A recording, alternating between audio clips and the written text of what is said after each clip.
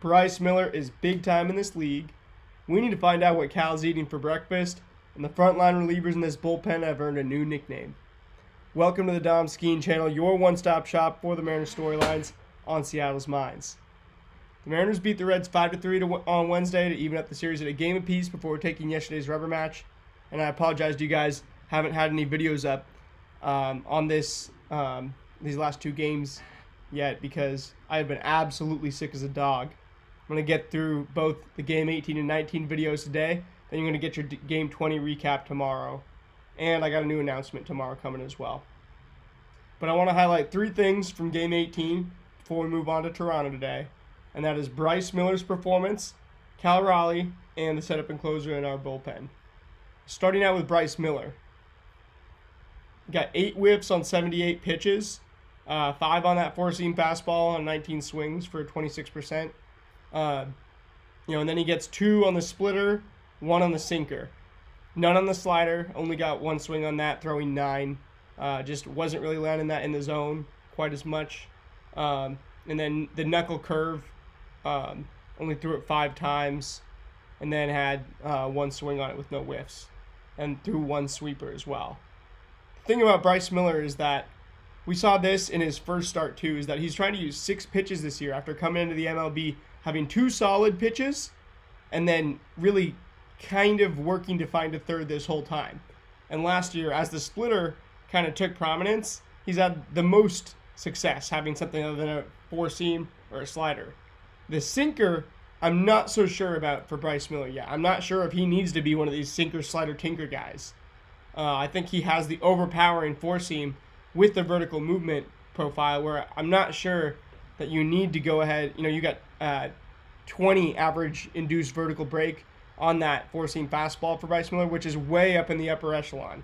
So I don't understand why you'd be throwing a sinker when you have an overpowering fastball already, especially when you're only getting 1 whiff when you're throwing 16 of them. So it's going to be interesting to see, 39 four-seams to 16 sinkers in this one. I think we just want to keep seeing that sinker phase to the back half of that arsenal. The splitter and the slider both work. And I think the best you see from him is four-seam with the splitter playing off of it and the slider.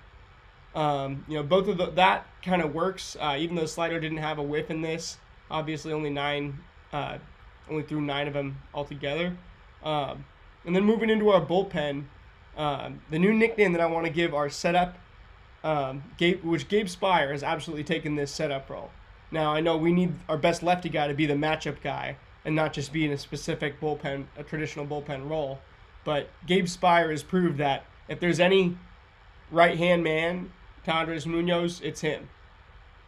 He only had to throw 5 pitches in that game, got 2 whiffs, But anyway, this guy's just such an interesting pitcher.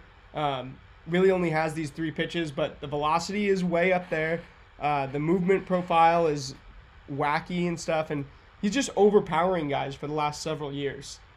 Then Munoz, by the way, Gabe Speier, getting up to 103.3 in this one on only those 5 pitches. So, yeah. Then Andres Munoz, grabbing 2 whiffs on 19 pitches in this one. Had a little, few battles there, but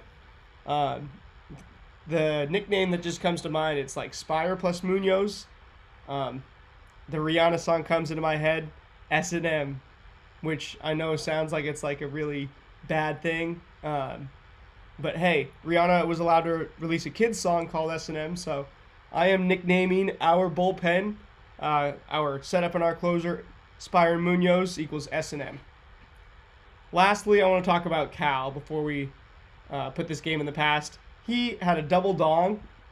Cal, and then he homered again yesterday. So Cal Raleigh now up to 8 home runs in this game. Had 2 of them, 2 for 5, obviously. And then I did see this mentioned earlier. Cal is basically on what Elliot De La Cruz did last year with homers and stolen bases. He went like 25 and 67. Cal is basically on pace for 67 homers and 25 stolen bases. So just to give you some frame of reference as what that 8 homers and 3 stolen bases this early for a catcher who's also a platinum glove defender looks like. This is the reason that he was my pick for the team MVP over Julio, just because I think the models were correct in saying that he's probably in the top dozen players in value in baseball right now. Just considering the fact he stands out among that top 50 because he's got the best glove of everybody. He's a platinum glove winner. So you've got to give him more credit than you give others for that. He also plays the premium position at catcher, which obviously has to do a lot more. And then the way he's hitting right now, the one thing he doesn't give you is hitting for average. But everything else, I mean, I've compared the way his how measured his plate approach is this year to Edgar, just in that San Francisco game. His catching is obviously some of the best that his franchise has ever had behind the plate, right up there with Dan, and I would even put Mike Zunino in that conversation. But yeah, this is a top dozen position player in all baseball. So Cal, obviously, you can say what you want, leader of this team, all that stuff, but he also he's just a really good baseball player. He's just one of probably the top 50. He's probably one of the top 25 power hitters. Probably one of the top, I definitely say he's one of the top 20 defenders, but at the number 1 premium position. And then base run, he's adding 3 stolen bases. So obviously he's just affecting the game in so many ways.